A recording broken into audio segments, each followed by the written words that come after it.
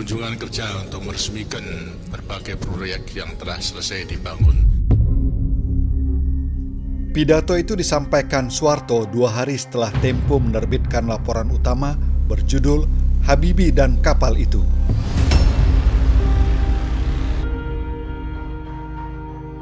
Isinya tentang pembelian 39 kapal perang bekas Jerman Timur yang membengkak dari semula seharga 12,7 juta dolar menjadi 1,1 miliar dolar.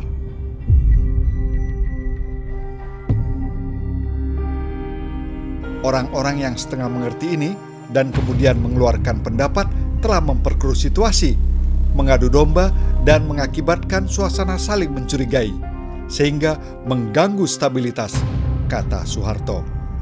Mereka tidak mungkin kita biarkan.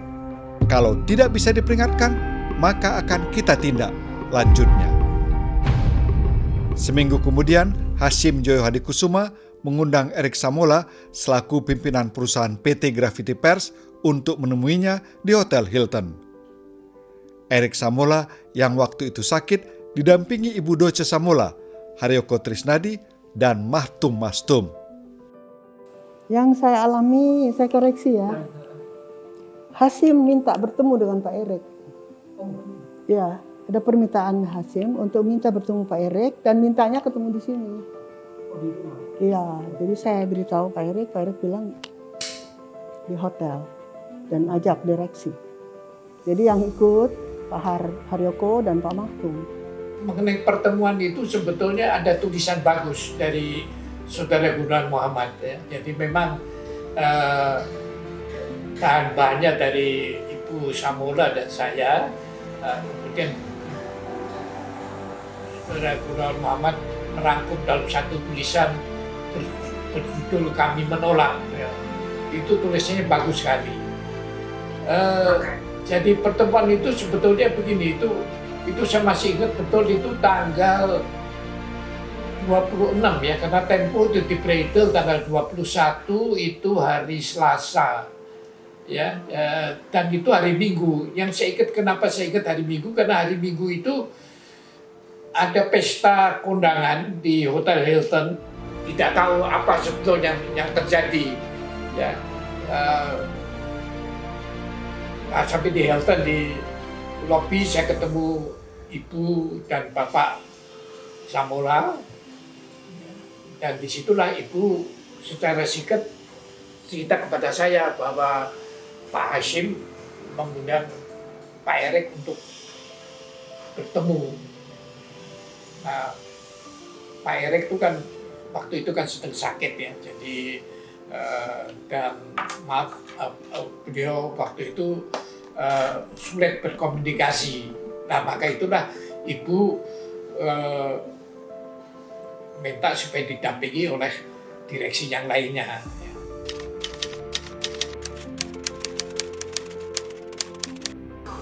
Oh tidak.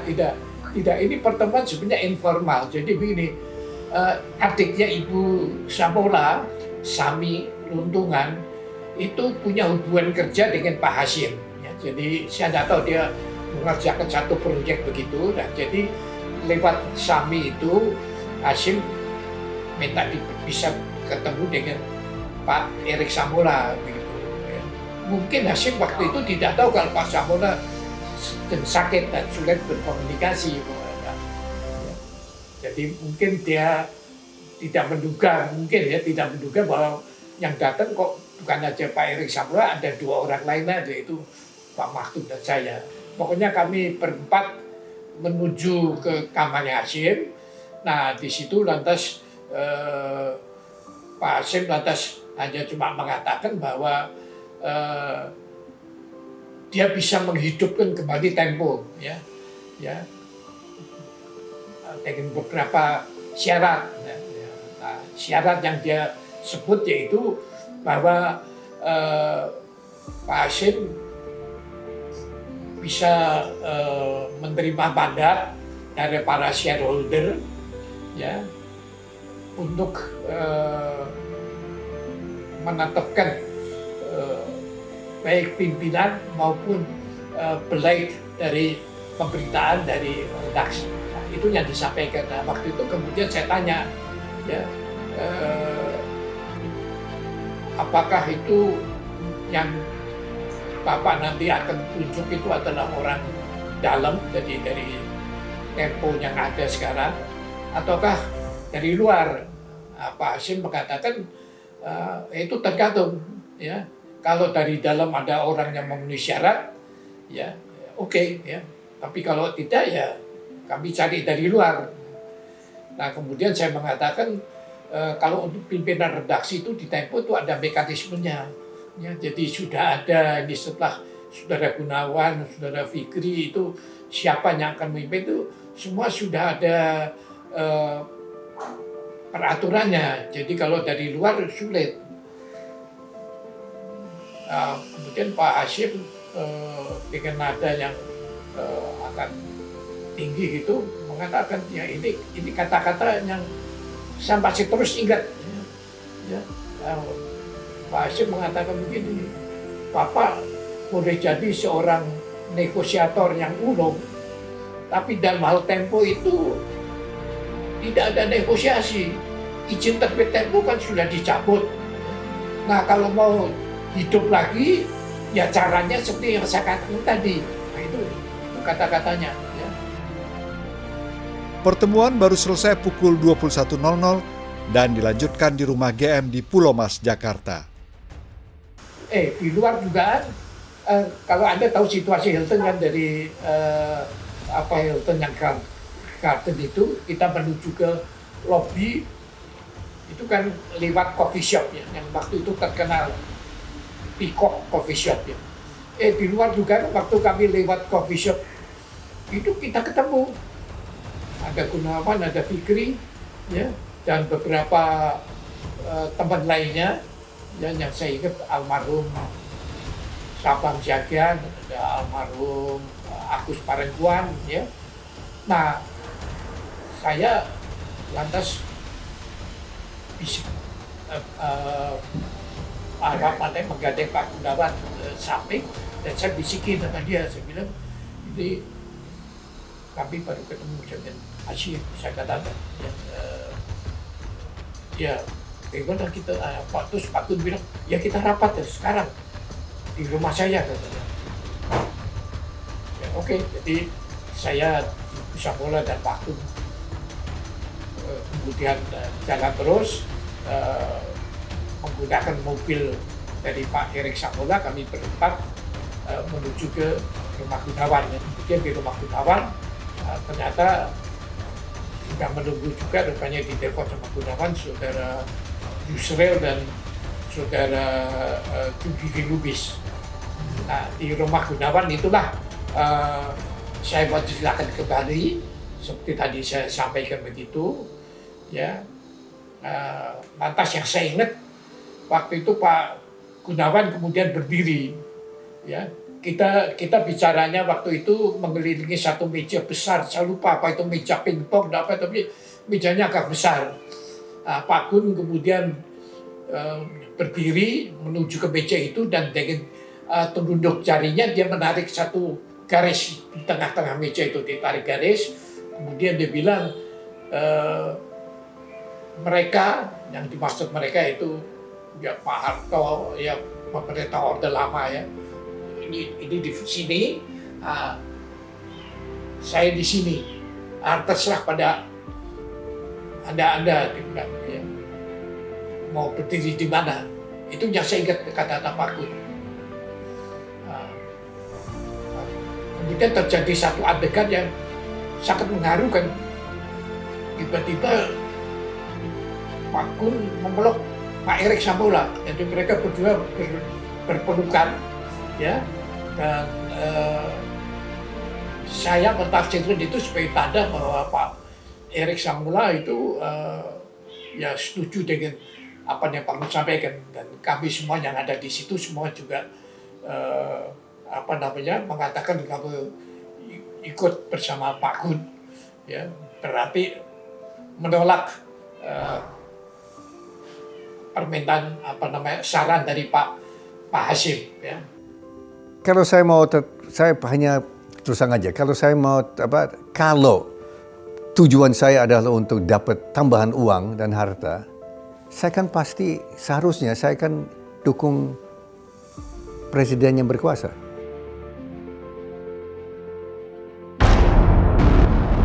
Peristiwa pemberedelan Tempo, Editor dan Detik menarik perhatian massa yang melakukan aksi demo di sepanjang Jalan MH Tamrin dan Jenderal Sudirman, Jakarta. Gunawan Muhammad di depan karyawan MBM Tempo sehari setelah Tempo diberedel tahun 1994. Siapa yang berperan di balik keputusan itu? Banyak orang menyangka B.J. Habibie.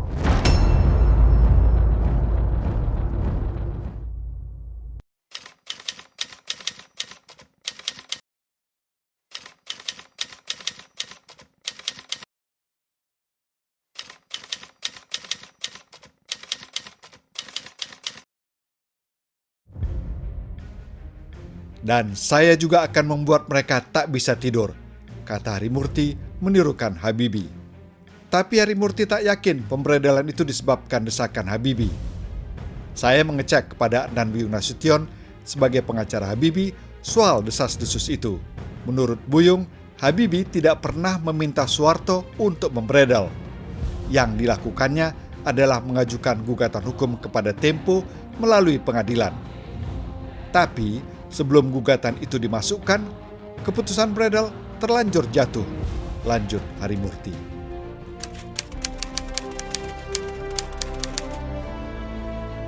Penulisan laporan utama itu sudah melalui proses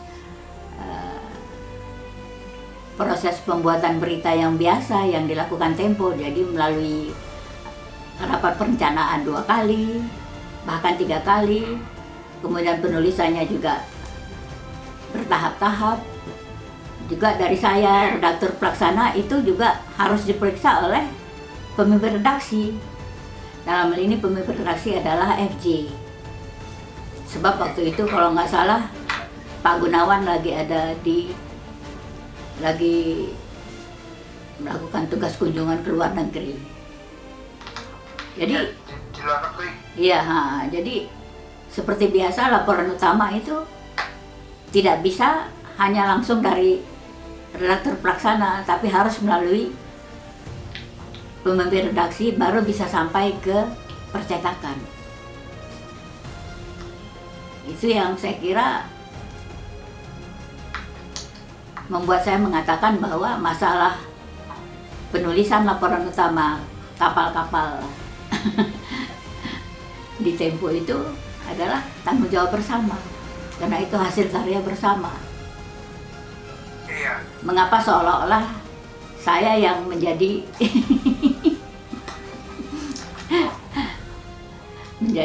apa ya? Penyebabnya ya. Iya.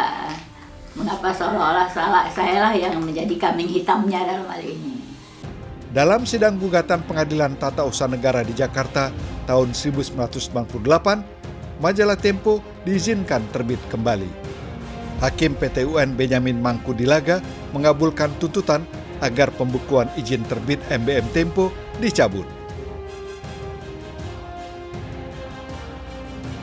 Pada Selasa 14 Juli 2020, KRI Teluk Jakarta 541 tenggelam di perairan Maselembo dekat Pulau Kangean, Jawa Timur.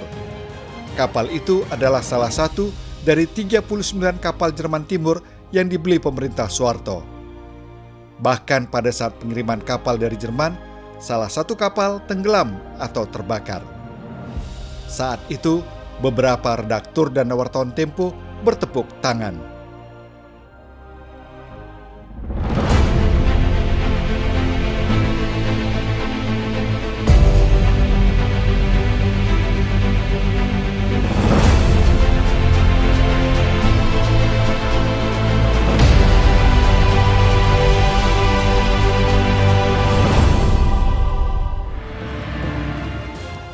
Majalah Tempo berdiri tahun 1971. Awalnya berkantor di sebuah bangunan di Glodok. Kemudian pindah ke gedung tua di Jalan Senen Raya, Jakarta, yang kini menjadi pusat pertokoan dan restoran McDonald. Lalu saya waktu sebelum mendirikan Tempo, saya tanya pada 2 orang. kalau saya mendirikan majalah seperti ini, menurut Anda nasihat apa yang diberikan ini pada Rorim Pandey, pemimpin umum majalah Harapan, dan Pak PK Oyong. Rorim Pandey memberi nasihat, mula-mula harus kamu siap organisasi yang baik. Itu yang saya lakukan. Kedua, kalau Pak Oyong bilang, kamu harus bekerja 7 hari 24 jam. Itu yang saya lakukan. Jadi sebetulnya saya bukan bergabung dengan Tempo, tetapi kalau boleh saya ceritakan lebih dulu bagaimana ide majalah seperti majalah Tempo itu. Pada mulanya kami, saya, Mas Gunawan Muhammad, Mas Fikri Jufri, Kristianto Wibisono, kita berempat itu sama-sama bekerja di harian kami pada tahun 66-67 lah kurang lebih. Dan kita berempat selalu mengagumi majalah Time. Kepingin benar bisa bikin majalah seperti majalah Time, karena pada waktu itu puncak daripada sebuah penerbitan majalah yang terpandang sekali itu adalah majalah Time. Saya sama Gunawan selalu mendiskusikan, melihat bagaimana tulisan-tulisan di majalah Time, dan kita mulai berlatih di harian kami sebetulnya. Saya tahunya karena keesokan harinya Pak Ciputra menelpon saya. Pak Ciputra minta saya datang ke kantornya, dan Pak Ciputra mengatakan pada saya begini kok, dia bilang pada saya, ya. Ini Majalah Jaya ini kalau diswastakan ini lewat Yayasan Jaya Raya, secara teknis ada sedikit kesulitan. Pak Ci bilang gitu. Karena kata Pak Ci, kan itu ada pejabat-pejabat DKI, ya. Jadi berarti kan saya mesti memberhentikan mereka. Nah itu agak repot karena salah satu dari pejabat itu adalah orang yang mewakili pemerintah DKI duduk sebagai pengawas di PT Babangka Jaya. Nah kemudian Pak Ci cerita lebih lanjut. Beberapa hari yang lalu Pak Lupan datang ke saya, kata Pak Ci. Pak Lupan cerita bahwa ada teman-teman dari majalah Express itu ada perpecahan di majalah Express, ya. Sebagian pimpinan redaksi yang dipimpin oleh Saudara Gunawan Muhammad itu keluar dari Express, dan mereka mencari investor. Nah, Pak Lupan menghubungi saya tertarik, kata Pak Ciputra, ya.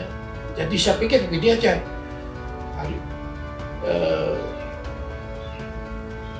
redaksi majalah baru itu biar dipegang oleh Gunawan dan kawan-kawan. Nah, Jaya Raya yang menyediakan modal kerjanya, dan saya percayakan pada Anda untuk mengelola, memimpin bagian keuangannya, manajemennya, kata Pak Ciputra. Saya kaget juga, ya. Jadi saya tuh bilang Pak Ciputra, ya saya terima kasih kepercayaan Pak Ci, tapi saya ini tidak ada pengalaman Pak Ci di urusan manajemen, ya. Saya di Star Miliki maupun di Majalah Jaya, saya kan mengurus redaksinya. Ya. Jadi saya saran ke Pak Ci, barangkali Pak Ci menunjuk salah seorang kepercayaan Pak Ci sebagai katakanlah supervisor begitu, ya. Pak Ci setuju dengan ide saya, ya. Oke gitu, ya. Oke. Lanjut tunggu sebentar, kata Pak Ci. Karena sebentar lagi Ukhman dengan teman-teman dari Express itu akan datang. Jadi saya tunggu sebentar, nggak lama lagi Sekretaris Paci memberitahukan bahwa tamu-tamunya dari Express sudah datang. Nah, yang datang ternyata adalah Pak Gunawan Muhammad, Pak Fikri Jufri, Kristianto Wibisono, Usama. 4 orang. Bersama Pak Lukman 5. Ya. Nah, jadi kami berenam berarti Pak Gunawan, Fikri, Kris, Usama yang dari Express, kemudian Pak Lukman dan saya, kemudian dari pihak Pak Ciputra didampingi oleh Pak Erik Samora. Nah, jadi Pak Ciputra itu adalah ketua Yayasan Jaya Raya, Pak Erik Samora adalah sekretaris. Ya. Nah, disitulah kami berunding, ya, konsep yang diajukan oleh dari Gunawan untuk menerbitkan majalah semacam Time. Namanya juga sudah usulkan Tempo, ya. Nah, tetapi kemudian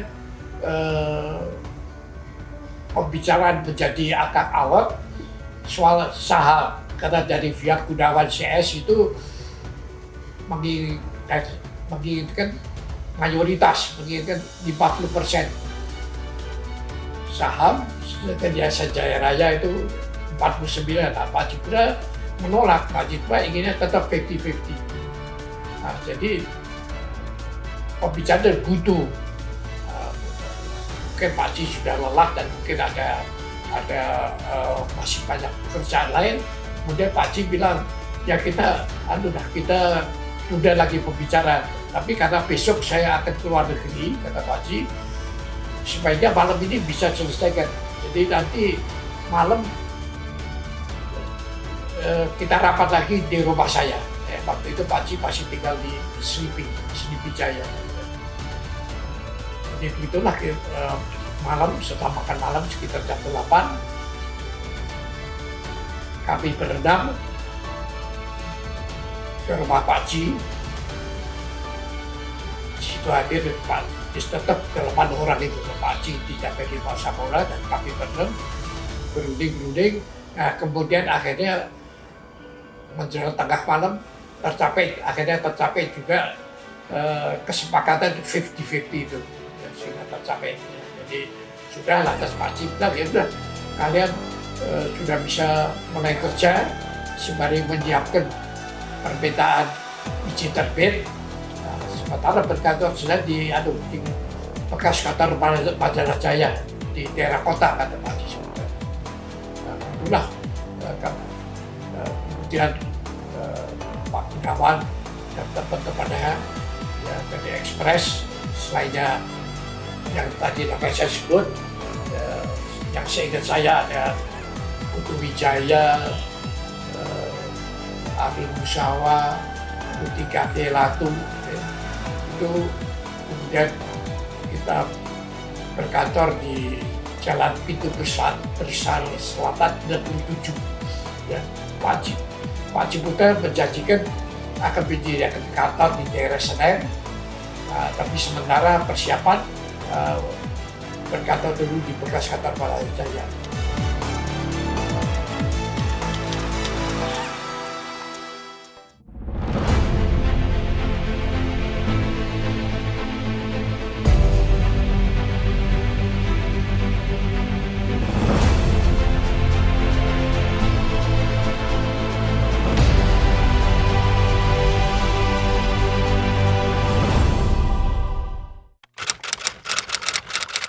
Dalam perjalanan awal itu, terjadi konflik antara Bu Raswanto dan GM. Bu Raswanto yang berdisiplin tinggi harus berhadapan dengan para wartawan yang berjiwa seni dan cenderung bekerja sesuka hati. Enggak, bukan itu. Beliau sudah meninggal, tapi saya yang sudah meninggal. Buru itu kalau orangnya kerja keras, tapi tidak bisa kerja sama. Jadi semua diborong sendiri. Dari ngetik, layout, sampai orang-orang layout nggak bekerja. Tanyakan karena mereka bikin layout, belum masuk diubah. Lalu kemudian terjadi, orang sudah mengeluh. Karena lalu orang-orang, lalu saya kemudian tahu menghabiskan waktu main biliar. Ya kenapa rupanya begini? Lah buat apa sudah diurus-urus semuanya? Jadi bukan karena lu dia tidak percaya orang lain. Itu merusak umur. Nah, suatu ketika ada berita yang dia masukkan mengenai pertikaian rumah. Kalau nggak salah tetangganya. Terus ada hakim yang memutuskan dia tidak suka tetangga itu. Dia tulis, dia serang hakim. Nah kan yang menulis gitu harusnya Zen, Umar Borba. Kan dia hukum. Yang memeriksa harusnya Syubha Asar. Ini enggak, langsung aja. Mereka marah, terutama karena ini menyangkut hakim yang belum tentu salah. Ini insubordinasi. Pertama ditegur nggak mau, kedua lakukan kekerasan. Nah sekarang tinggal Pak Samo orang memutuskan kalau dulu nggak keluar sakit.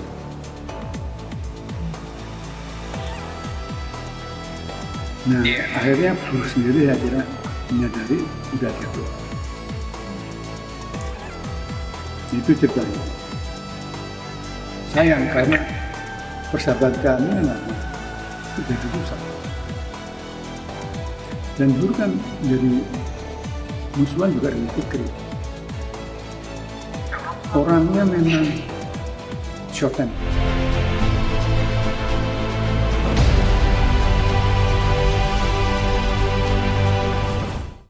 Tugas Mbak Esti menerima kiriman-kiriman lewat kantor pos itu kan. Jadi penugasan pun kadang lewat udah ada SMS belum kirim. Jadi diterima lewat pos itu akan dipilah-pilah. Kira nggak pernah dibawa payu. Nah itu waktu di proyek Senen gabung juga di sekretariat sama Mbak Esti. Sebelum sesudah itu masuk ke perpustakaan dengan Pak Niko.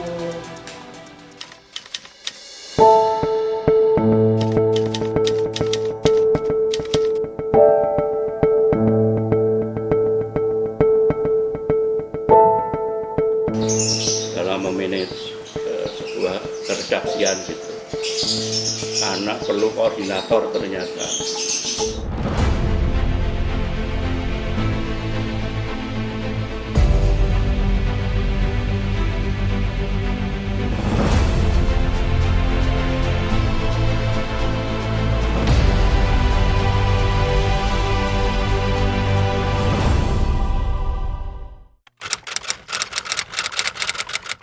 Caranya gimana? Ya caranya di mana ya? Demokratis sih dulu ya. Ya dipilih aja. Dipilih calonnya saya dengan Yusril. Bersamaan dengan penilaian itu, dibentuklah koordinator reportase.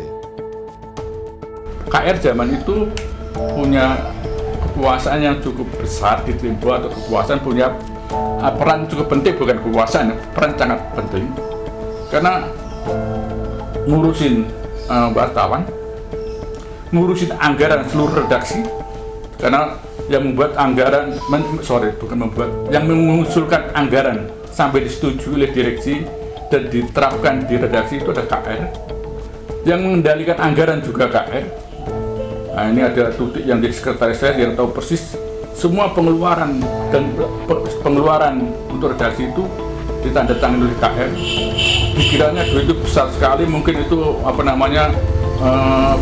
pikirannya mereka, wah ini luar biasa punya pengaruhnya. Tapi bagi saya itu ya karena tugas ya udah saya laksanakan aja. Tugas saya bisa, saya membuat anggaran bisa, membuat rencana kerja redaksi saya bisa lakukan dan segala macam.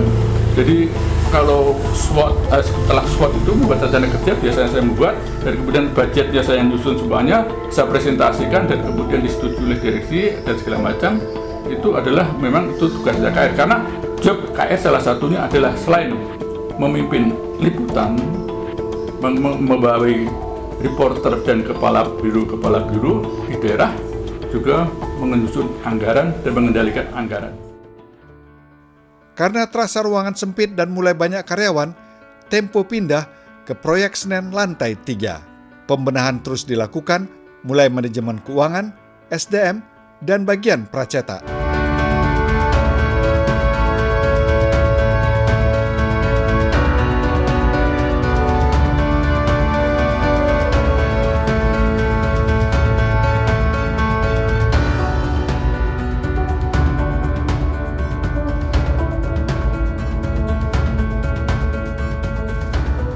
Bagaimana kalau kita tanya ke majalah Time? Jadi bagus kan? Mas Gunadi yang berangkat. Kok salah? Iya Mas Gunadi. Kebetulan sekali. Salah satu di Time itu ada 4 senior editor. Repel di sana. Itu teman saya sekolah di Belgia. Saya kirim surat. Datang aja.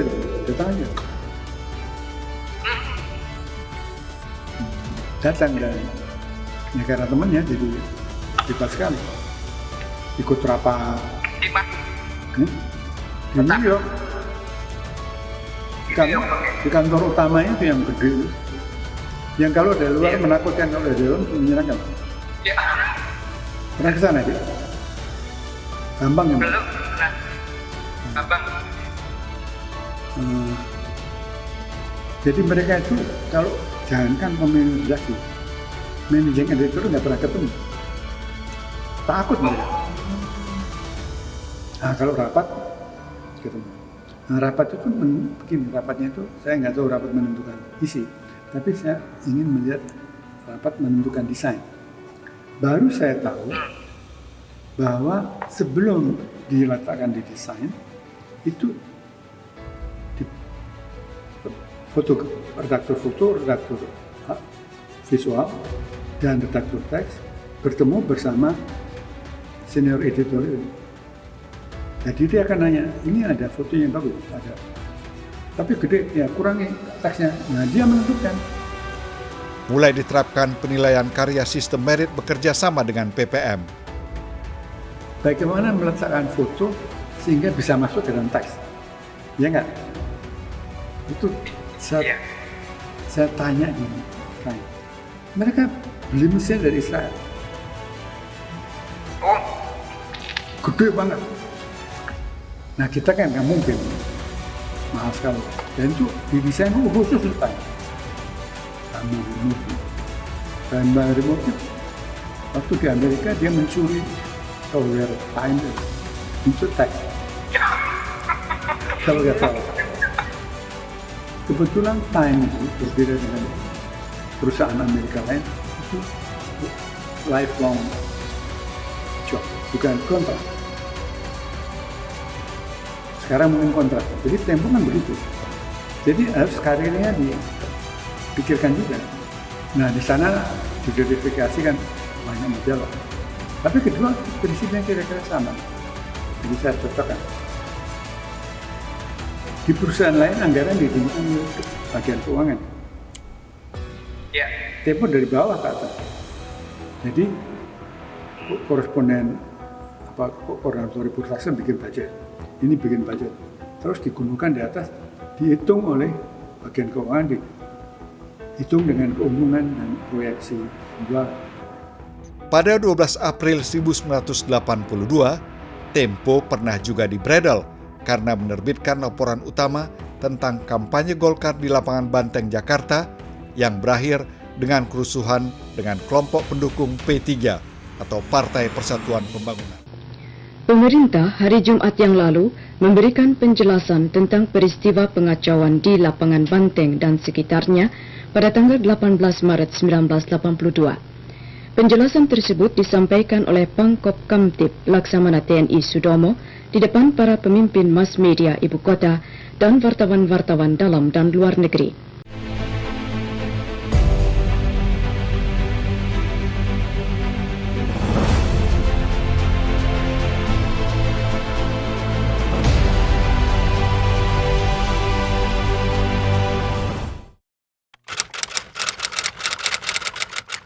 Ada kematian dengan cara biasa, ada kematian dengan cara tak biasa. Keduanya sama harganya, meski daya kejutnya bisa berbeda. Kata-kata itu diucapkan Subah Asa, salah satu redaktur senior yang ikut dalam rombongan 22 wartawan plus 9 karyawan yang melakukan eksodus dan mendirikan majalah editor pada tahun 1987. Mereka merasa bahwa manajemen tidak adil dalam penerapan penilaian. Baksonya sejahtera apa enggak, ukurannya beda ya. Ukuran sejahteranya apa? Ya enggak juga. Ya semua pada dasarnya kan kepengen aktualisasi diri ya. Merasa dirinya bisa mimpin, bisa ini, kenapa enggak? Dan ngumpulin lah. Nah, pada waktu itu ada kejadian lucu sebetulnya. Kita udah ada kasak-kusuk udah dengar. Tapi tidak terlalu mikir ada apa gitu loh ya. Terus pada suatu hari Perinka bilang, Mas, yang ada cuma Anda ini sore ini. Dari unsur bukan pimpinan lah ya. Ya rada-rada elit dikit lah ya. Ya nyatanya ya hanya ada saya sama Mas Perinka. Mas Perinka bilang, ayo kita iniin aja. Kita jederin aja ini editor. Oke Mas, ayo. Awalnya itu di ide editor itu, ide adanya media berita baru itu dari paling tidak menurut saya itu Saur, kemudian Lukman ini dua-duanya kan dari Jogja. Ya, Lukman pernah bilang macam-macam lah keresahan di daerah terutama ya tentang manajemen Tempo yang kurang berapa memperhatikan kehidupan teman-teman kita di daerah, wartawan-wartawan atau koresponden gitu ya. Nah itu ada keluar situ. Kemudian Lukman pernah bilang, kita punya grup lah kira-kira ya, grup, karena memang mereka kan dari Gelora ya, suara Gelora mahasiswa kalau nggak salah di UGM sana ya. Nah jadi kita diskusi terus. Memang setiap tahun setelah 80-an itu memang kondisi Tempo media cetak waktu itu memang lagi boom ya, lagi naik daun gitu ya. Nah, saya sama Saur itu satu lifting atau satu angkatan. Saya Saur, Mustafa Helmi, kemudian Eka Budianta, itu kita ada berapa sama dulu Amos Ginting, tapi Amos Ginting terakhir nggak lanjut. Jadi kami itu satu lifting lah ya, tahun 80-an sama-sama masuk. Nah waktu itu memang Tempo sudah mulai memperkenalkan manajemen baru yang lebih lebih teratur gitu ya. Jadi direkrut orang itu melalui misalnya perusahaan rekrutmen. Nah, ada psikolog yang dari UI apa segala macam. Jadi ada lembaga rekrutmen. Jadi nggak main ambil gitu aja tes apa segala macam kan seperti itu ya. Nah itu jadi memang waktu awal kami masuk itu memang manajemen baru itu sedang bergerak lah gitu ya. Senin bagus 3-4 tahun tuh oke lah ya jalan. Tapi 5 tahun setelah itu kan kayaknya muncul ada banyak sekali rekrutmen baru karena bagus kan. Tempo itu kan bagus tiapnya. Jadi dia setiap tahun tuh rekrut berapa orang lah setiap tahun ya segala macam. Itu sudah mulai menimbulkan adanya persaingan di antara para awak yang masuk itu. Nah, gitu ya. Jadi tentu saja ada like and dislike dia yang terasa buat para wartawan itu. Ada yang tiba-tiba cepat masuknya jadi apa segala macam gitu ya. Itu hal yang lumrah saja menurut saya ya. Terus perkembangan media yang bagus itu kemudian didorong banyak lah ya. Ada dorongan karena perubahan-perubahan dalam manajemen itu. Karena sudah mulai memakai tenaga LPPM kalau nggak salah ya itu ya, lembaga pengembangan manajemen ya. Nah itu ada, kemudian kita data 85, 84, 85 itu sudah mulai dibatasi keleluasan kita. Misalnya ada jatah majalah yang kurangi. Dulu kan biasanya tiap wartawan itu dapat 2 majalah, ya terus dikurangin 1. Jadi ada banyak gerak tuh. Itu soal-soal kecil tapi itu mengganggu juga kan. Ini apaan sih, udah makin kapitalistik aja gitu kan. Tempo itu salah satu kekuatannya adalah orang semuanya leluasa bicara sesuai dengan kemampuan dia, diskusi bebas sekali. Ya itu sehingga banyak sekali pikiran-pikiran orang luar itu bisa masuk dan kita bisa gampang terpengaruh juga. Nah, itu bagian dari itu. Sampai akhirnya ada ide, ya udahlah ini kayaknya makin susah nih manajemen ini. Kira-kira itu udah mulai terdetik tuh. Gimana kalau kita bikin baru aja? Ya gitu. Kan kita udah tahu sih orang-orangnya kan, tinggal panggil aja. Tapi tidak tahu sebanyak itu sebetulnya. Kumpulinlah di ruang rapat. Buat saya ada Waprinka, terus saya bilang, kita ini mau kerja. Kenapa Anda kok nggak kerja saya? Anda mau bikin majalah kok sendiri, kok saya nggak diajak, kenapa? Loh, ya nggak mungkin Anda ikut. Kenapa? Loh, Anda kan istilahnya Golkar. Anda kan Golkar, nggak mungkin ikut kita lah. Ya, kita ketawa lah gitu. Ya kita oke lah, kita kan sekarang berteman nih. Saya Golkar maupun bukan Golkar kan Anda tahu saya juga siapa gitu. Hah? Udah di kantor baru kok. Udah di Kuningan. Taunya jangan tanya lah, lupa. Siapa saja? Oh banyak, kumpul semua, ada Edi Erwanto, ada Suba Asa, ada pokoknya banyak banget. Yang tidak ikut malah saya heran, misalnya kayak Bambang Bujono tidak ikut kan ternyata, walaupun dia dekat dengan Suba gitu loh. Ternyata enggak gitu loh. Jadi supaya menghindari salah sangka gitu saya kumpulin. Jeder ternyata berapa ya, 30 orang kalau nggak salah ya waktu itu, 30 orang sama peringkat tuh, 30 orang. Oke, jadi saya minta Anda pergi baik-baik, tinggalkan kami yang mau kerja, tinggalkan kami baik-baik, kita tetap mau kerja, jangan nyusahin kita juga, karena kita kan teman. Saya apa Anda teman, hanya bedanya saya Golkar, Anda bukan Golkar, jadi Anda bisa membuat majalah, saya enggak, tapi kan kita teman. Masa Anda akan menyusahkan saya? Besok saya kerja mati-matian lagi, ngumpulin bahan lagi, bahannya Anda bawa semua, timnya Anda bawa, kan aku repot. Jangan nyusahin saya deh, secara pribadi aja saya minta. Dengan manajemen terserah, Anda mau istilahnya, mau bakar apa sih istilahnya? Kalau orang pergi itu dibakar apa namanya, bau hangus, itu terserah. Kan ada dengan manajemen persoalannya, bukan dengan saya kan. Dengan saya Mas Pringka kan enggak, kita mau kerja Mas. Dan orang kayak sama Pringka kan tidak satu, cuma aku sama Pringka, yang lain masih berapa. Oh ya udah, mereka sepakat. Jadi sejak itu mereka akan, nah pada waktu itu Pak Fikri masuk, ada apa nih? Berapa yang mau keluar? Keluar aja. Oke, kalau saya beritahu nanti kaget. Kenapa? Yang keluar lebih dari 30. Ya kaget juga gitu. Tidak nyangka, dikira 1-2 orang. Edi Irwanto, Saur Sabarat, atau Lukman, siapa itu? Haluk ya. Lara Sakti. Dikira itu aja, banyak ternyata 30. Hah? 30? Ya.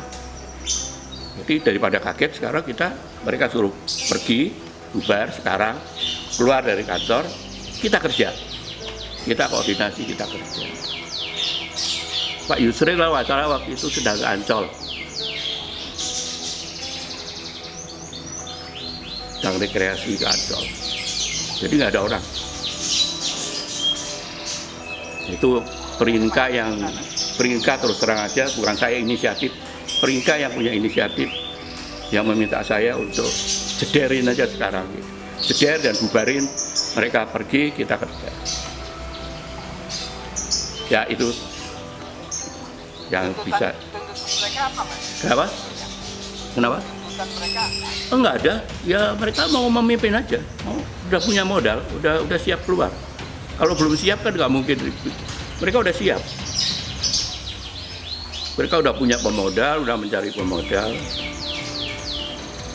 Tuntutannya ya apa ya nggak jelas, nggak pernah ada tuntutan resmi, nggak pernah ada tuntutan mau jadi direktur juga nggak ada, mau minta saham juga nggak ada. Ya mereka udah tahu bahwa ya cuma segitu kalau di Tempo, kalau mau lebih ya harus bikin sendiri. Tadi itu saya bagus banget, ada setuju. Cara sana lah kira-kira itu. Jadi Pak Karno itu nggak mau direct langsung terlibat gitu. Dia bilang anaknya kalian mau bikin usaha aja di sana. Bicara di sini, bukan pemerintah kira. Jadi pemerintah nggak masuk lah di situ ya. Nah, jadi itu isyaratnya seperti itu, nggak direct gitu, nggak langsung. Jadi mulai Mas Nur itu dia kita bicara lah lebih lanjut seperti itu. Sampai akhirnya mereka Bobi bilang itu investornya Pak Bambang Nur Rahmadi. Nah, itu depan nih. Pokoknya pada waktu itu disebutkan nilainya enggak? Belum dihitung. Tapi kita bertanya yang pertama sama. Yang penting dia ngerti pers, dan yang penting kami itu bukan mau sekedar keluar, tapi kami mau mengalahkan Tempo. Peraturan undang-undang kan istri tidak datang. Nah kalau itu dilakukan kan tidak ada, dia terjadi Tempo. Seperti Mbak Eti, Mas Yuba kan dua suami istri. Iya. Terus siapa tuh yang manis itu yang berkitab? Yulia S. Wajid. Bukan, ya itu ya, satu lagi. Pokoknya ya. Jadi kalau suami istri kerja di Tempo, apa dua-duanya dapat apa itu adil? Harusnya adil. Tapi kan orang mengatakan, nggak adil bangga dia dapat dua. Tidak mudah ya. Jadi kalau orang bicara soal keadilan itu, karena belum pernah memimpin untuk mengeluh keadilan. Tapi saya bisa mengerti kalau tidak puas, karena ya keadilan memang susah. Nah kemudian mereka memutuskan ke editor, mungkin juga ada tawaran juga kan. Kesan saya, mereka melakukan kesalahan yang sama, yaitu pendiri editor dapat saham. Itu yang harus dihindari kalau menurut saya. Itu kesalahan Tempo yang berniat baik tapi ada salah. Baru bisa diperbaiki setelah Tempo diberedel. Tempo terbit lagi diperbaiki. Saya bersyukur. Eksodus kedua terjadi pada saat beberapa wartawan mendirikan majalah Prospek.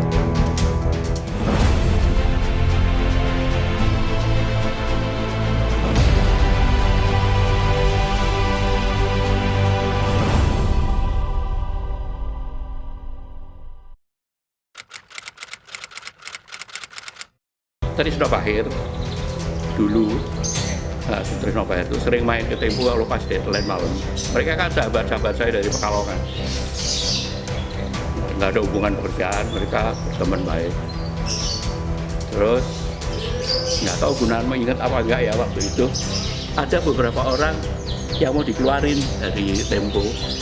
Ada filenya di meja saya. Mau dikeluarin karena prestasinya, alasannya ya kurang berprestasi ya. Udah di meja saya kok, dari personalnya ada di meja saya. Minta dikeluarin setumpuk gitu. Dan saya nggak ngerti cara ngeluarinnya gimana.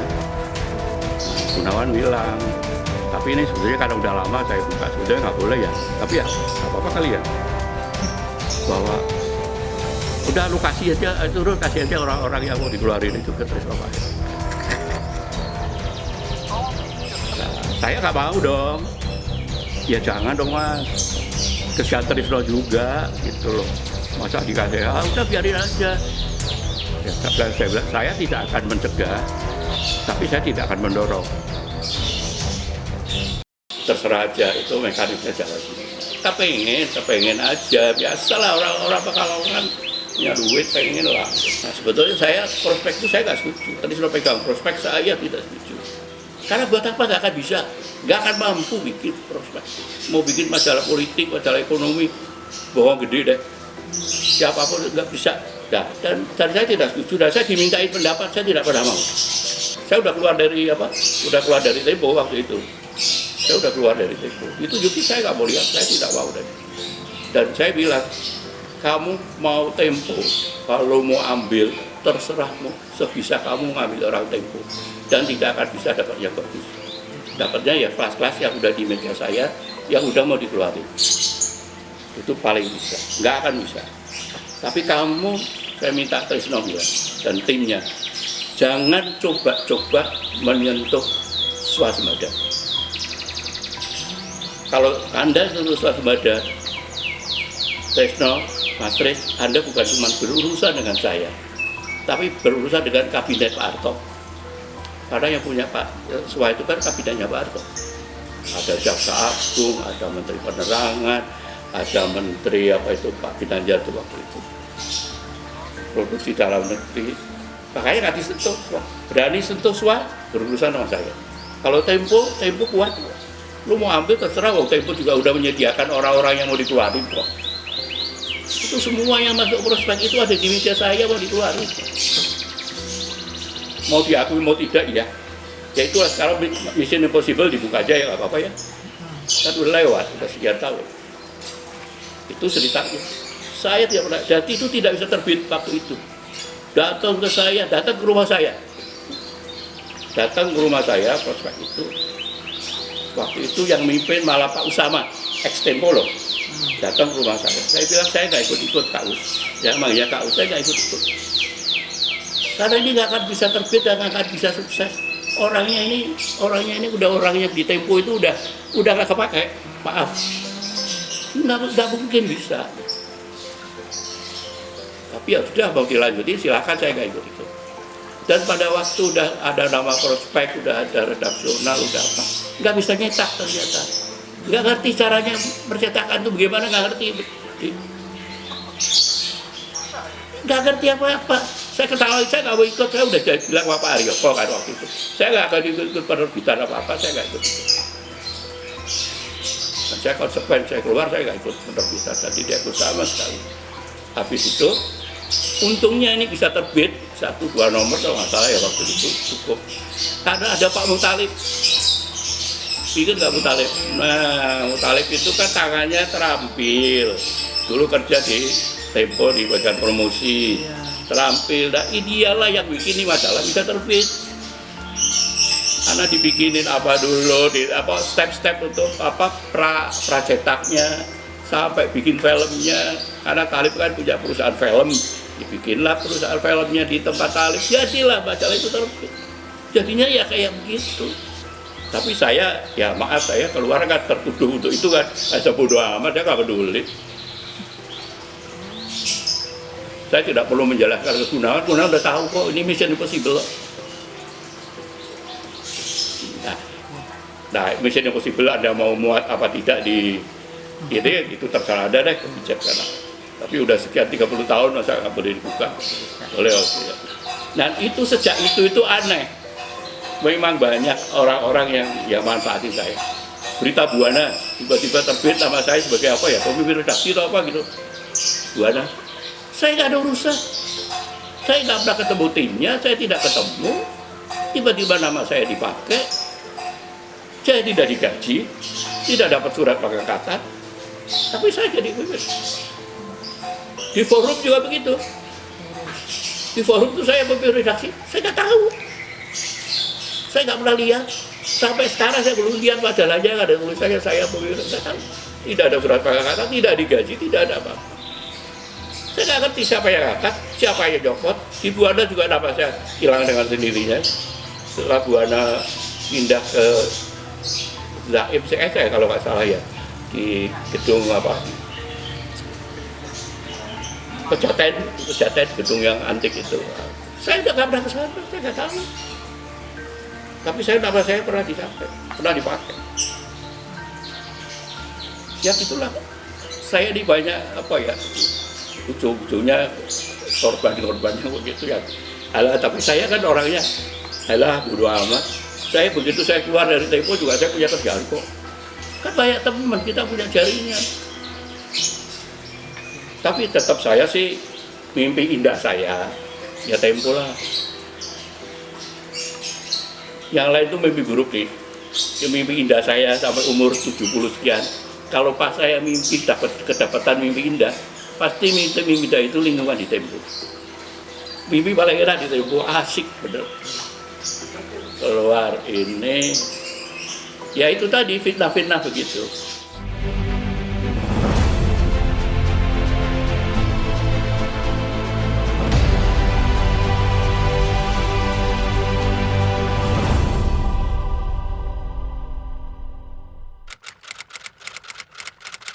Dari daerah bermunculan keluhan-keluhan, terutama dari daerah itu provokasinya, ya, yang apa? Ada yang udah berapa tahun tak bertahun-tahun kerja, misalnya, saya mesti sebut nama lah ya, Jakarta Empase di Medan. Gitu. Dia mengeluh sekali, keras mengeluh. Gimana Jakarta nggak perhatiin kita, ada yang udah bertahun-tahun nggak diangkat. Dulu kan ada sistem apa itu deh ya, kalau udah naik dari koresponden jadi apa, turun lagi, naik lagi, apa tuh namanya, pembantu tetap, pembantu lepas.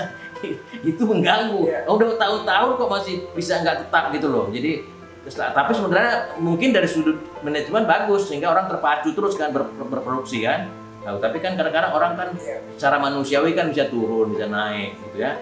Nah itu yang keluhan-keluhan itu banyak dikeluhkan pada kami. Pada akhirnya di Jakarta sendiri ada juga kayak gitu. Ya ada yang tiba-tiba kok nggak berapa produktif, tapi kok dia karena dia dekat dengan GM atau dekat dengan para petinggi gitu ya. Nah dia bisa lebih leluasa lah kayak gitu, apa macam-macam lah. Itu adalah kayak gitu apa namanya luka-luka yang seperti itu. Menurut saya itu kritik-kritik yang bagus aja, ya. Tapi akhirnya itu jadi apa namanya, jadi membesar gitu ya, membesar nggak berapa ya, karena kalau saya menganggap manajemen sedang berkibar bagus sampai di 4856 itu sampai banyaklah keresahan-keresahan sampai ada ucapan yang nggak suka ya you can choose. Ya, you can choose. Kalau ada pilihan lain ya itu aja. The door is open. Nah itu istilah yang terkenal. Nggak tahu siapa dulu yang ngomong itu. Ya ada kan geran kan? Ada kalau emang nggak suka kan banyak kritik gitu ya dari teman-teman wartawan, dari apa segala macam. Tapi keresahan itu kan mungkin capek manajemen dengar. Ya udahlah kalau nggak suka terlalu banyak cerewet apa namanya kritik-kritik itu ya door is open. Nah itu juga memicu itu kami itu makin memuncak itu ketika udah ada bibit itu berapa tahun ya, 2 tahun hampir 3 tahun ya. Nah, awalnya makin memuncak itu ketika akhirnya kita pindah ke sana ke Wisma Puncak dari Senen. Nah, di Wisma Puncak itu kita kan masuk ke segitiga emas ya. Orang di Tempo kan ada promosi. Orang kan punya karir. Masa mau jadi redaktur? Jabrik terus, mungkin ada yang pengen jadi pemimpin redaksi. Ya kan wajar. Iya. Kan tidak semua orang jadi pemimpin redaksi kan cuma satu. Kalau ada 20 itu bisa ada semuanya. Di Tempo sekarang ada 5. Sekarang ini. Antara lain bukan karena ambisi tapi biasa outlet dari keinginan dan kemampuan dan ambisi yang memang tidak mudah terpenuhi di suatu organisasi. Nah, kalau Tempo punya diversifikasi seperti Kompas, itu mudah. Paling tidak dari luar kelihatan mudah. Bisa dipindah ke anak perusahaan. Nah, sekarang kan saya mengapa Tempo tidak diversifikasi? Sehingga waktu di Brazil habis. Nggak ada income lagi. Mengapa? Itu ada perdebatan juga yang mungkin tidak banyak orang tahu. Kami punya konsultan waktu satu teman sebagai Pak Rokat dan Pak Rokat, SG Utomo. Kami bicara kan waktu itu kami lihat Kompas sudah punya bank, sudah punya Tempo enggak, itu bagaimana ya? Pak Utomo mengatakan jangan. Ya, Tempo itu katakanlah semacam tempat kue yang harus menjaga diri. Dan saya mengerti seandainya kita punya bank, lalu ada tulisan mengenai bank, itu kita mementingkan apa? Kepentingan Tempo atau kepentingan publik? Hotel, misalnya kita punya hotel namanya Sarpo Kenoko, kalau Kompas kan Santika. Nah, misalnya ada krisis hotel atau hotelnya tidak bagus, atau hotel lain tidak bagus, kita tuliskan nanti seperti menjelek-jeleknya. Jadi untuk integritas ini kami menghambat tidak punya diversifikasi. Kecuali di Jawa Pos, karena sama-sama media. Berat memang, dan ini orang mungkin belum tahu ya. hal-hal ini adalah efek yang sangat fundamental bagi saya dan bagi teman-teman, terutama bagi Yusril. Teman saya berbagi soal etik Yusril dan Zul dan Prika. Itu fundamental sehingga nggak mudah memutuskan untuk verifikasi ini. Itu yang menurut saya bangga bahwa kita melampaui itu, dan juga saya ingin orang mengapresiasi karena perbuatannya besar, konsekuensinya besar. Begitu kita putuskan tidak verifikasi, waktu tempo diberi udah apa? Udah. Nah, waktu tempo diberi kan kemudian sampai bulan November ya. Dari bulan apa itu? Diberi bulan apa? Maret. Yang terakhir. Ya, terakhir. Itu gaji kan dibayar terus. Benar nggak? Pertama tidak sampai hati, itu juga kesalahan. Manajemen kok nggak sampai hati. Tapi kedua, supaya ada bargaining position bagi karyawan, kalau ditawari oleh media yang nggak benar. Kalau putus asa kan ditabrak aja. Nah, supaya jangan cepat putus asa, cobalah November, siapa tahu ada majalah baru yang menabung. Kenapa November? Karena November itu ada KTT, konferensi. Nah, teorinya kan kalau itu ada konferensi internasional, wartawan datang, dan Tempo sudah jadi berita internasional. Jadi tekanan pada Tempo akan kurang. Dan kemungkinan teman-teman yang akan negosiasi dengan pemerintah ini punya bargaining yang lebih baik. Pertama, pemerintah takut pada opini asing. Kedua, kami menyediakan gaji. Tapi ya sampai November lebih dari itu ya habis. Itu habis. Dan saya kalau melihat kantor Tempo itu agak sedih. Melihat telepon, bekas telepon, udah disket yang terbuang. Padahal isinya kan banyak sejarah kerja. Ya, tapi itu kan konsekuensi dari memilih jalan,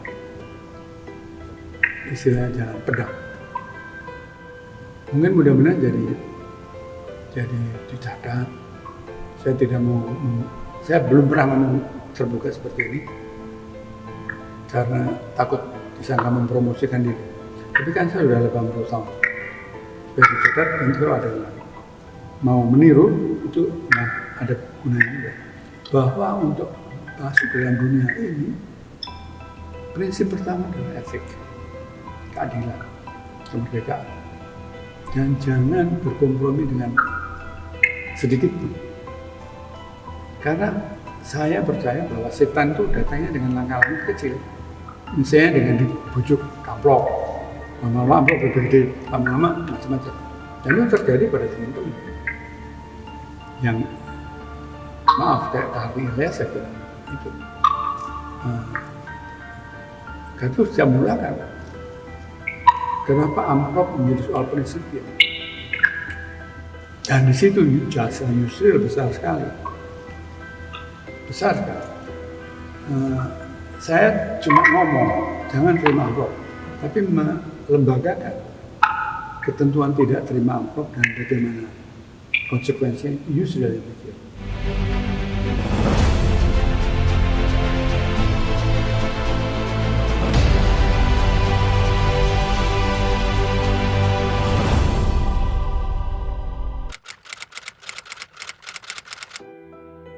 Ini memang penyakit yang datang dari luar. Kan di Tempo dari dulu, sejak mula, kami bertekad soal agama, suku, dan tidak jadi persoalan. Harus dipilih sesuai dengan meritokrasi. Nah ini saya belajar dari seorang bekas perwira Siliwangi yang kemudian jadi ahli manajemen, Pak Suparman, orang Sunda. Dia bilang, bagusnya Siliwangi itu tidak menemukan kriteria berdasarkan suku. Karena itu komandan Siliwangi bukan orang Sunda pertama kali. Pertama kali kan, kalau nggak salah Kawilarang ya, atau siapa. Kalau di Ponorogo kan orang Jawa Tengah aja. Nah, di Siliwangi enggak, dan itu karena itu sangat bagus karena ukurannya bukan ukuran loyalitas lain tapi kemampuan. Nah, itu saya terapkan banget. Jangan sekali-sekali agama dan suku menjadi kriteria dan dalam pergaulan menghalangi. Itu juga saya belajar dari, maaf harus saya ceritakan, kesalahan Sinar Harapan. Di Sinar Harapan itu kan semuanya Kristen. Hampir semua IAM, saya kira 99%. Tapi sukunya berbeda-beda dan itu konflik. Kalau Batak jadi ketua ini, yang lain Manado. Saya melihat itu, waduh. Saya kan berteman sama Tides, jadi saya dapat cerita dari Tides. Nah, Tempo sama sekali tidak ada masalah agama. Kemudian, waktu itu kan mulai ISMI apa sebelumnya, tapi sudah mulai tidak sehat ketegangan agama di masyarakat intelektual. Dan ada orang-orang Tempo yang merasa didiskriminasikan, padahal masalahnya dia tidak bisa bersaing. Kan Didi tahu dan semuanya tahu, untuk promosi Tempo tidak boleh satu orang yang mengangkat. Ada data. Data itu terbuka. Kedua, saya tidak bisa mengangkat orang bawaan saya sendiri. Saya harus mengajak orang lain. Paling sedikit 2 orang. Jadi subjektivisme, golonganisme bisa hilang. Tapi waktu itu kan ada yang merasa tertinggal. Lalu dituduhlah Margono yang orang Katolik. Dan saya bisa tunjuk itu, tapi saya nggak sampai hati.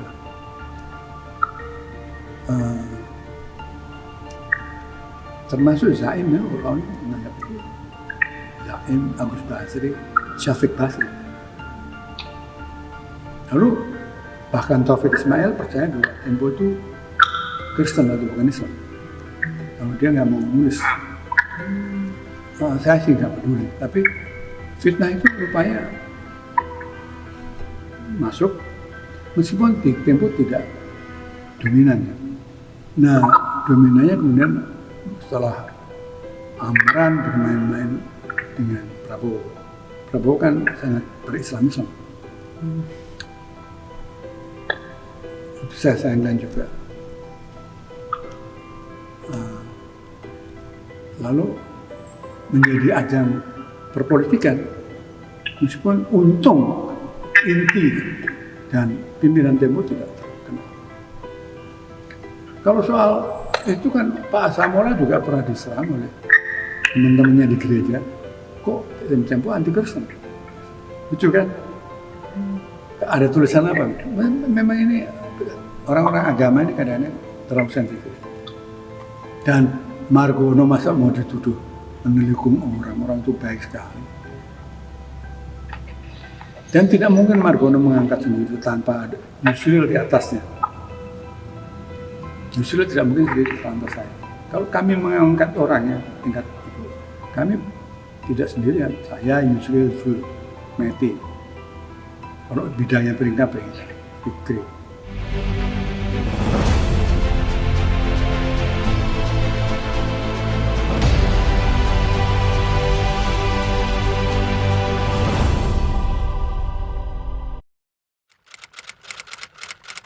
Nah, waktu itu kan dia pemula. Pemula tuh nggak pakai jenjang loh. Bahkan nggak pakai tes. Katanya Yusril yang menetapkan tes screening, IQ. Kata Yusril kalau saya dites saya akan lulus. Ya Putu Wijaya, Subah, semuanya itu nggak dites, nggak pakai jenjang. Waktu itu belum tahu, kita itu baru belakangan. Sambil berjalan kita belajar. Saya mau ceritakan lagi. Tempo itu betul-betul waktu mulai kita nggak ngerti manajemen. Rapat aja nggak tahu caranya.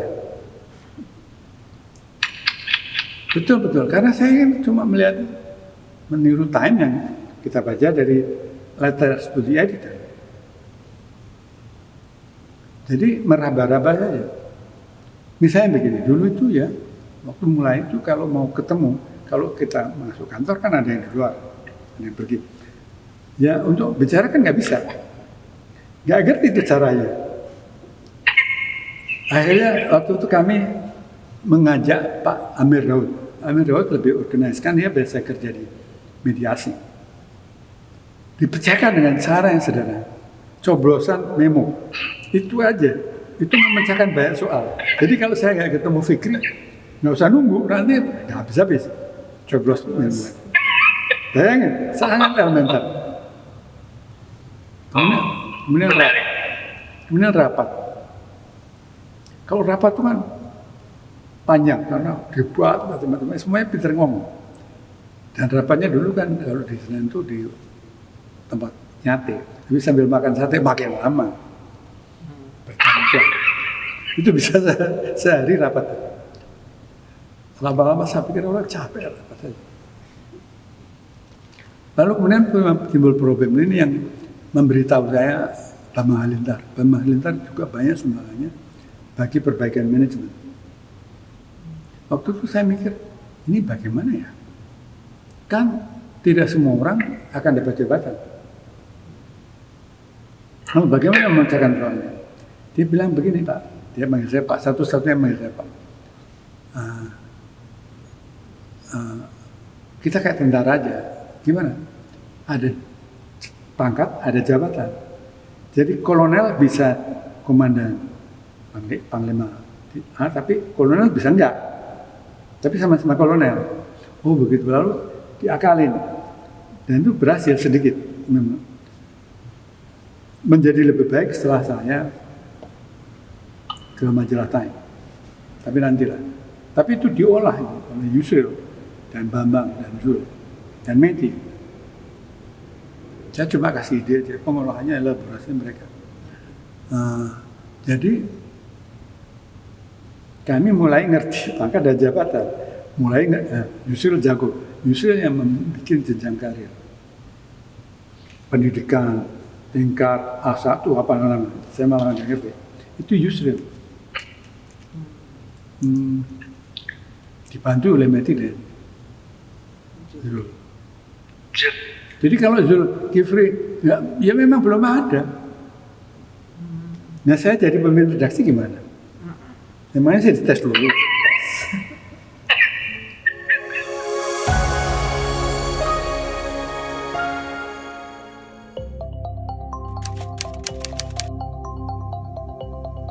Sejak awal Tempo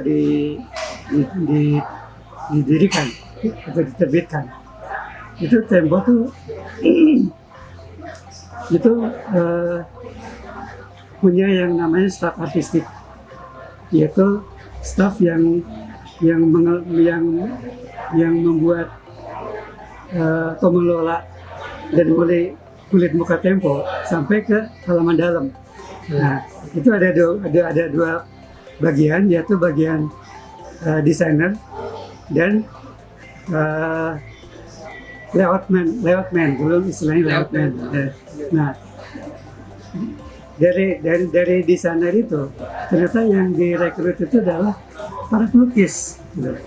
Bayangkan para pelukis, bukan desainer grafis. Nah, saya nggak tahu kenapa. Nah, akibatnya ada beberapa terbitan atau banyak terbitan Tempo itu yang covernya itu mirip lukisan gitu loh, bukan mirip desain yang harus dimengerti sama masyarakat. Tapi kayaknya kalau lukisan kan yang mengerti cuman segelintir orang aja, karena dia udah kayak lukisan banget gitu. Beda dengan desain yang harus dimengerti oleh setiap orang. Nah itu aja sih. Jadi itu awalnya, menurut saya awalnya kenapa sampai sekarang Tempo itu kuat dalam gambar gitu. Itu berawal dari tahun 1977. yaitu awal masuknya Syahrinur Prinka. Kita panggil S Prinka aja. Dia seorang lulusan dari desain grafis ITB. Nah, dia masuk Tempo tahun 77, langsung dia akan menjadi redaktur tata muka Tempo. Nah, dia menjadi redaktur tata muka Tempo pertama, ya, karena sejak 71 sampai dia masuk itu nggak ada yang namanya redaktur tata muka, nggak ada. Jadi masing-masing jalan sendiri. Siapa namanya? Si pelukis itu gambar sendiri, si layoutman itu juga dia mendata sendiri. Nggak ada yang apa namanya, yang ngawasin harus gini nggak ada. Nah itu berhenti sampai Prinka masuk ke Tempo tahun 19. Jadi Mas Prinka itu tugasnya selain merancang sebetulnya mengorganisir dari elemen-elemen artistik itu ya, betul. Bekerja bersama. Iya, dia merancang semua, termasuk sistem. Merancang dari mulai ide gambar sampai dia mengatur shift personil tata muka, sampai dia mengatur irama peletakan rubrik di Tempo. Nah, karena itu bermula dari sistem yang dia ciptakan, yaitu yang namanya partitur. Partitur itu kalau kita tahu kan dia kayak semacam pemandu untuk pemusik ya. Nah, ini juga sama. Nah, jadi di partitur itu kita bisa meletakkan rubrik sesuai dengan iramanya. Makanya kita sebut partitur. Jadi rubrik yang tenang, yang tidak bergejolak, kita taruh di awal, kan, seperti surat pembaca. Nah, kemudian setelah itu kita yang di tengah itu kita langsung ke laporan utama yang meledak-ledak itu kan kalau misalnya ramai. Terus kemudian di akhir halaman itu kita disuguhi dengan tokoh dan tokoh. Itu bacaan yang menyejukkan gitu, semacam oase. Jadi Mas Edi, bahwa ternyata majalah Tempo itu isi halaman per halamannya itu dipikirkan benar ya, bagaimana mengelompokkan materi atau tema dari berita itu sendiri. Iya, sangat dipikir. Dan itu yang kemudian dinamakan partitur. Iya. Iya itu, setahu saya itu adalah sebagai bentuk keresahan dari bagian desain visual, yaitu tentang dominasi tulisan, dalam arti kok tulisannya banyak tapi fotonya kecil-kecil. Ya, secara visual kan nggak bagus dibanding dengan majalah-majalah luar negeri pada saat itu. Kita disuguhi dengan layout yang menarik, yaitu gambar-gambarnya besar, ya, untuk sebagai headline dan lain-lain. Tulisannya kemudian tidak mendominasi. Nah itu kenapa ya hal itu tidak diterapkan di Tempo. Nah, kemudian untuk itu Gunawan Muhammad itu berkunjung ke majalah Time di Amerika Serikat untuk mencari tahu kenapa hal itu bisa terjadi di majalah luar negeri. Nah, maksudnya kenapa majalah luar negeri kok menarik secara visual? Secara visual, yang fotonya besar-besar dan lain-lain. Nah, setelah beliau kembali ke Indonesia, itu kita mendapat sesuatu yang rahasia yang kita baru tahu bahwa itu bisa terjadi kalau ada yang namanya rapat gitu loh, yaitu namanya rapat perencanaan visual.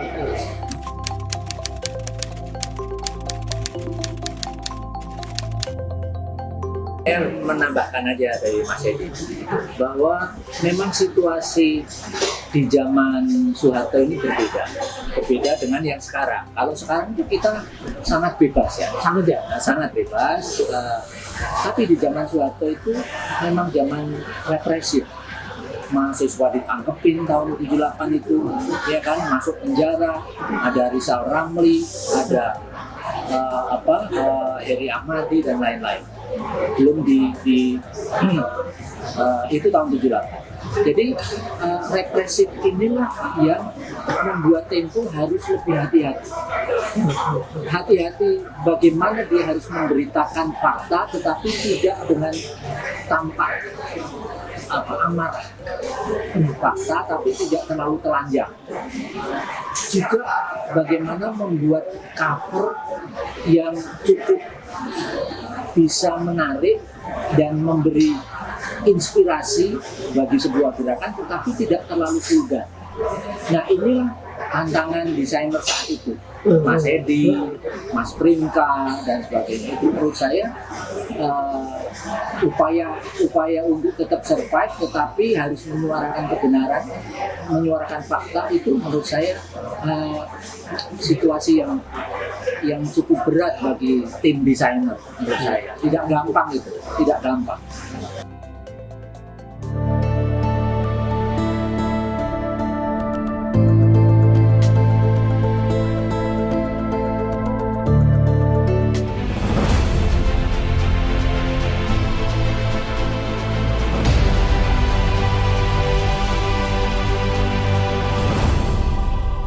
Saya coba menjelaskan mulai awal saya ke Tempo. Itu diupayakan oleh Ibu Dahana yang ketika itu merupakan teman kuliah saya di jurusan Ilmu Perpustakaan Fakultas Sastra UI. Dan Pak Dahana lah yang kemudian mempertemukan saya dengan Pak Gunawan Muhammad dan Pak Haryoko Trisnadi. Jadi yang kemudian bertemu saya untuk melakukan wawancara singkat adalah kedua bapak, yaitu Pak Gunawan dan Pak Haryoko Trisnadi. Itu sekitar bulan Mei akhir yang kemudian disepakati saya bisa bekerja di bulan Juni tahun 1978.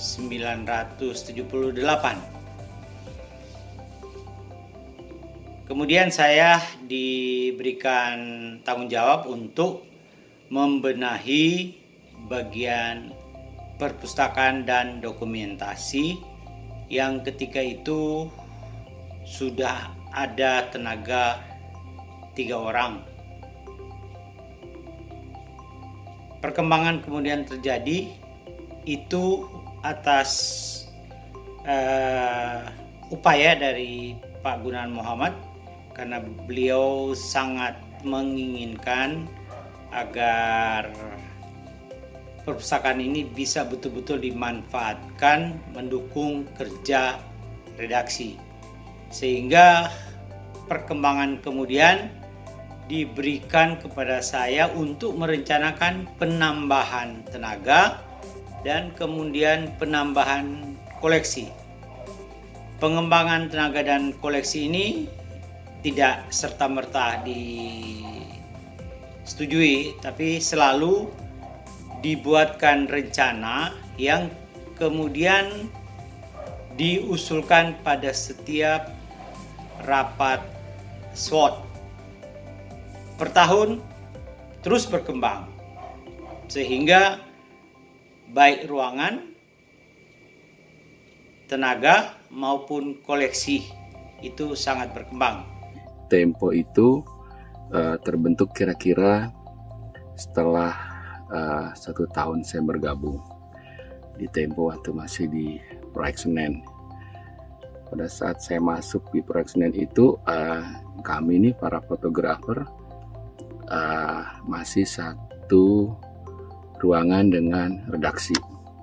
Yang saya ingat itu di sebelah saya ada James Lapian, kemudian ada Bang Ali Said, sebelah kiri di belakang saya ada Ilham Sunharyo, ada Icang, dan di depan kami itu ada Bang Ed ya. Sebelahnya Bang Ed itu ada Grace, sekretaris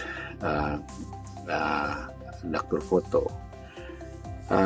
Kemudian sebelum masuk ke satu ruangan yang gabung dengan dokumentasi foto dan lab, kita sempat transit di dekat dapur deh, nggak begitu lama sih, sebelum akhirnya kita masuk ke satu ruangan tertutup pakai rolling door.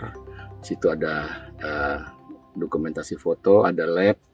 Kalau nggak salah dulu almarhum Ahyar Abbas ya yang jadi koordinator di lab. Kemudian di dokumentasi foto itu ada Bang Iksan, ada Mas Trisno, ada siapa lagi ya? Oh, ada Dodo ya, ada Dodo. Kemudian akhirnya sebelum gabung dok foto dengan perpustakaan ada Yuliana kalau nggak salah deh, ya. Jadi di proyek Senen itu bagian foto ada ruangan tersendiri, semuanya pakai kaca dan kunci rolling door. Di depan, persis di depan pintu ruang foto itu tempat mejanya Mas GM, Pak Gun, dan Pak Fikri. Jadi sebelum kita masuk ruang foto pasti kita papasan dulu dengan Mas GM gitu. Oke, kemudian setelah di bagian foto kalau nggak salah gabung Anizar, terus Rini PWI, juga ada Nanang Baso dan Maman. Masa depan Tempo. Tempo dirasakan kurang berani seperti dulu lagi. Dan apakah masih ada penulis di Tempo yang handal? Dan sampai sekarang kesan saya masih seperti itu. Jadi misalnya hal-hal kecil bahwa wartawan Tempo tidak berhasil menghubungi narasumber tertentu, itu nggak perlu sebetulnya disebutkan di dalam tulisan. Tapi itu setiap kali sampai sekarang saya masih temukan gitu. Jadi bagaimana proses sebelum berita atau cerita itu tertuang di dalam majalah, sebetulnya saya kira ya kalau itu tidak penting betul itu nggak perlu. Tapi seharusnya regenerasi itu diutamakan. Jadi misalnya Pak Ahmad Zan tidak ada lagi bersama kita, itu seharusnya tidak mengganggu kemampuan Tempo di dalam mengolah berita. Jadi dalam hal ini mungkin regenerasi itu tidak terlalu diutamakan atau tidak begitu mulus jalannya. Saya kira banyak ya, saya kira salah satu penulis terbaik itu Arif Zulkifli yang pernah jadi memimpin redaksi majalah Tempo ya. Selama yang analog masih hidup, belum ada analog switch off, itu untuk memaksakan TV digital itu boleh dikata semacam bunuh diri secara bisnis lah. Oleh karena itu Tempo TV memang dipersiapkan menunggu analog switch off. Nah masalahnya tuh pemerintah itu janjinya untuk melakukan analog switch off itu terhambat terus akibat lobby-lobby industri yang besar lah ya yang memiliki analog. Padahal pemerintah itu dari sisi pendapatan bukan pajak saja udah dihitung kerugian setiap tahun mengundurkan analog switch off itu lebih dari 11 triliun rupiah ya. Itu baru kerugian pendapatan bukan pajak. kalau dihitung oleh Boston Consulting Group itu, kalau dihitung dengan kerugian-kerugian yang lain tuh rugi banget pemerintah. Ini untuk perbandingan aja nih, pemerintah memaksakan pendapatan pajak dari UKM itu yang tadinya 1% lalu diproses jadi 0,5%, itu mungkin pemerintah hanya dapat 4 triliun, padahal itu menyangkut puluhan juta ya UKM. Nah ini menghadapi 3 konglomerat aja pemerintah, padahal paling enggak 11 triliun ada di kantong tiap tahun. Nah, pemerintah tidak sanggup. Nah ini adalah kondisi di mana Tempo harus berperan begitu loh.